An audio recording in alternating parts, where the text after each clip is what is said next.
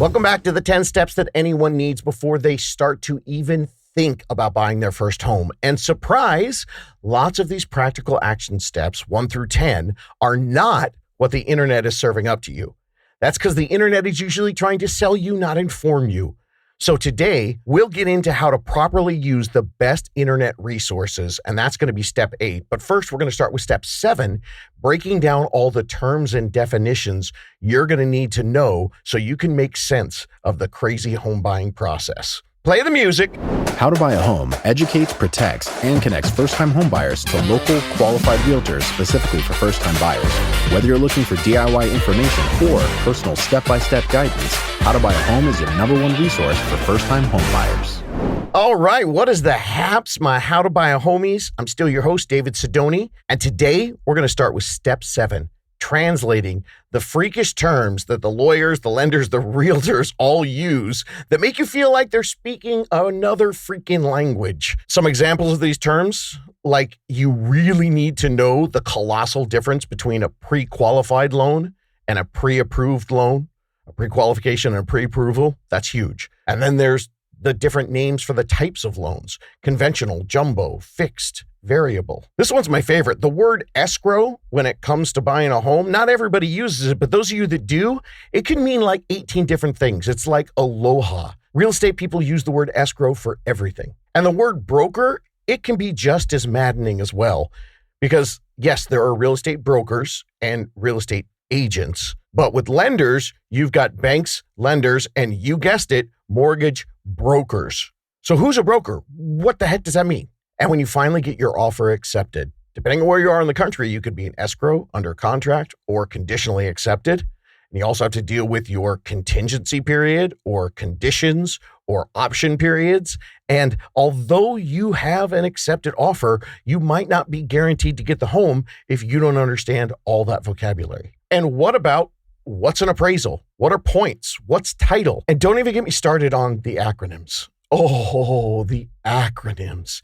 DTI, VA, FHA, LTV, CMA, the MLS, ARM, PUD, DOM, HUD, NHD, and FO. Are you kidding me with all of these? So the bottom line with the terms and definition, it's a lot. It's too much, actually. You see, gang, everything you need to know, all the terms, the definitions, the acronyms, and let's be honest, all those words that you kind of hate because you hear other people say them and you just stare blankly at them because you have no clue what the word means, but you're trying to be an adult, so you just kind of smile and nod. Well, here's what I did. I explained everything you need to know from A to Z, and it all starts at episode 94. I recommend that if you're getting serious about this process, you go ahead and start at episode 94 and go right from A to Z. Don't stop and just go do that today. We do want you to keep going on the 10 steps. Just sprinkle in a terms and definition episode when you want to mix things up a little bit. It starts at 94 and there's a bunch of them, but it's not mandatory that you listen to all of those before you start your planning. Many of the terms and definitions, they're going to be helpful with you after you start the planning. If you notice, that's why the terms and definition are step 7. I don't want you to just jump into these and skip all the rest. Stay in the 1 through 10 order. Get your real estate support team first. You're going to be setting your goals and doing all those early action steps.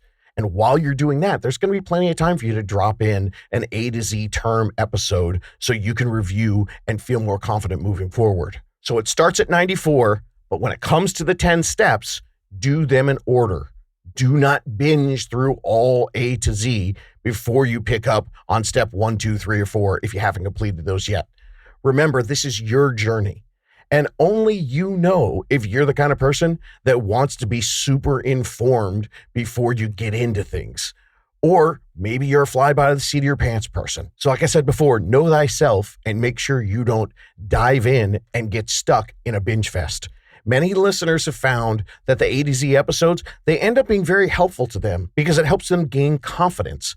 But my greatest recommendation is you spend more time working on hiring your unicorn team first, and then start your plan with them before you get into all the crazy over-researching. I can vouch for the fact that there is so much to learn with the entire home buying process that you're never going to feel like you've accomplished everything and now you can start working with people. So start the planning with the pros first and then get into the terms and definition to use as a tool while you're planning with your team. Many people just like you, they were really stoked when they got into these definitions because they're given to you in layman's terms, way different than Google, and complete with my very simple and practical vocabulary breakdown. And if you can handle all the really cringy, horrible dad jokes, you're going to come out of there with a whole bunch of new confidence and comprehension in the process. And that's an awesome thing. So if you've got some fear, I actually heard a story once about confidence and fear, and it totally blew my mind. You might, or maybe you don't know, that public speaking is the number one fear among humans. It's above fear of heights or going to the dentist or flying or enclosed spaces or snakes or spiders. So a British college professor saw this list with fear of public speaking at the top, and he immediately realized that number one fear, it had a very solvable solution. It was confidence. He asked the shyest student in his class to come up to the front of the class and address the class on today's lesson. The student tried and was so freaked out that he practically fainted after the first sentence. So the professor asked the student at the front of the class if he liked football.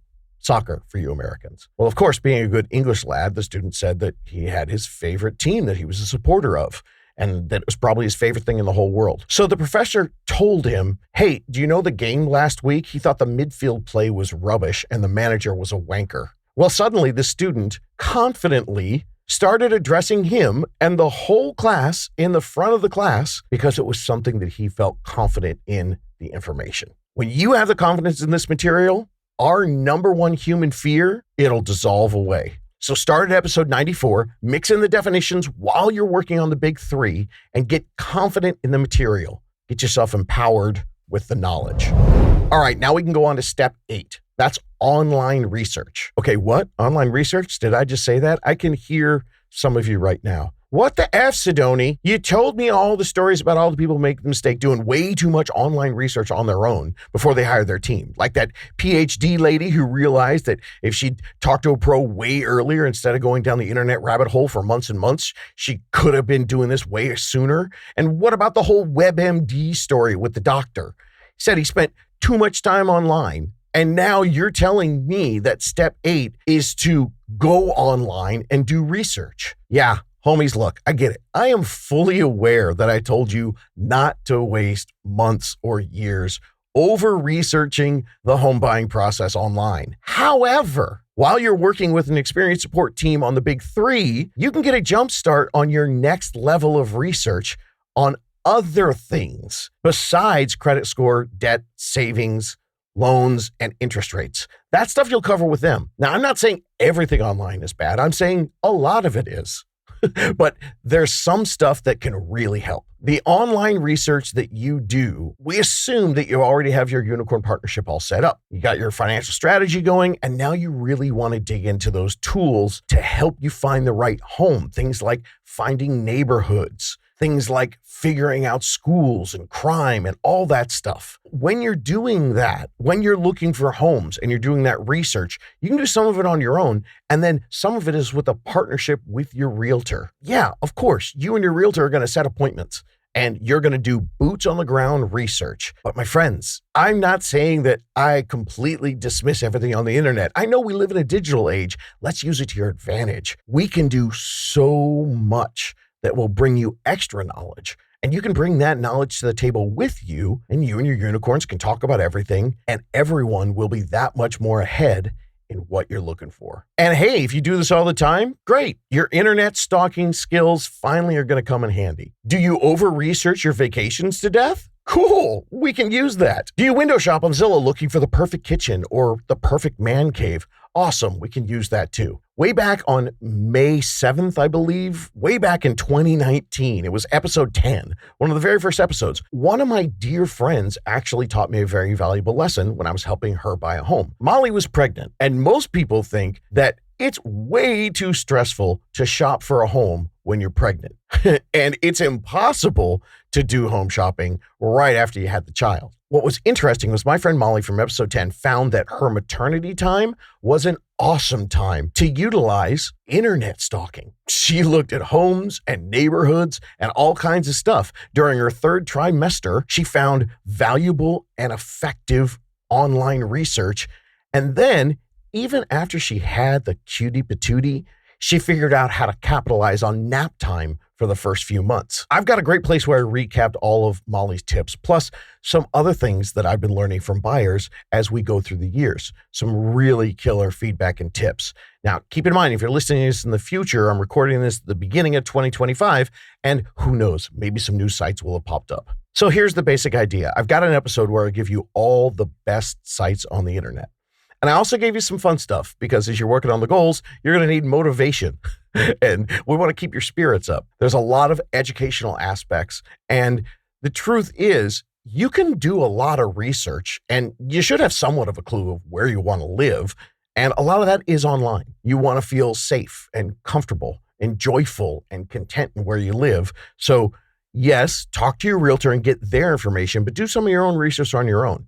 It's your home. Your opinion's going to matter. All the great places online, everything that you're going to find in your internet sleuthing when you're working on looking at neighborhoods and school districts and crime statistics and walk scores and all the other secrets that Molly told us about, they're all updated and they're in episode 227. It's all there. 227. There's only a couple of updates for 2025 that I want to put in here for you. One is that homes.com is fast becoming a big player in the game. It's rivaling Zillow and Redfin and Realtor.com and Home Finder and the rest of the big boys. In episode 227, I go into detail on how to properly use these big boy sites to your advantage. Most importantly, how not to get burned by them as they try to steer you into their inferior realtors and lenders who paid them to be on their site, not vetted in any way. And of course, we want to do this to make sure that you avoid the very worst outcome that can happen when you're researching online, the avalanche of spam that comes from the online sites. And speaking of skeezy and slimy and gross spam, there's something else that's an update since I did that last episode. 2024 had a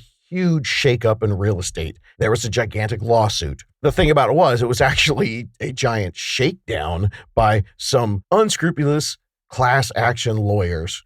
Those guys made $2 million and the people got nothing. So now, of course, the result is on the internet, there is a ton of misinformation out there. And worse, there are now a bunch of new sites popping up that are offering door opener a la carte buyer agent service.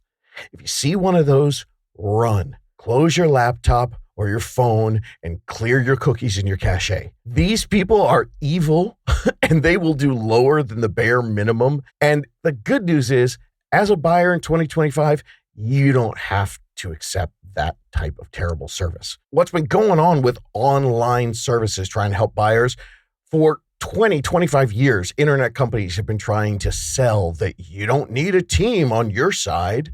You just use the internet. Here's where we are. Even with the lawsuit, as of 2025, getting a buyer agent to be your advocate and your protector, it's still very much a thing. And for 2025, the data's in. It shows that in most cases, even after the lawsuit, the seller is still paying for most, if not all, of the buyer agent fees. You've got your choice. You can go ahead and hire the best of the best in your area. Why wouldn't you hire Patrick Mahomes or Steph Curry to lead your team instead of some weekend warrior on the internet door opener site? This is going to save you tens, if not hundreds of thousands of dollars. Don't believe the hype that internet options and doing it DIY home buying is going to be best for you. It just isn't, because you have the option to hire a killer team. Enough on that topic. If you want to get a list of all the sites that you can use on the internet, the stuff that gives you the best information for first-time home buyers, those complete lists on everything buying your first home, it's all in episode 227. Again, this is stuff found by me, the unicorns, but a lot of this stuff came to me directly from the listeners, the things that helped them when they were doing their first-time home buyer buying. So that's 7 and 8. You got your homework.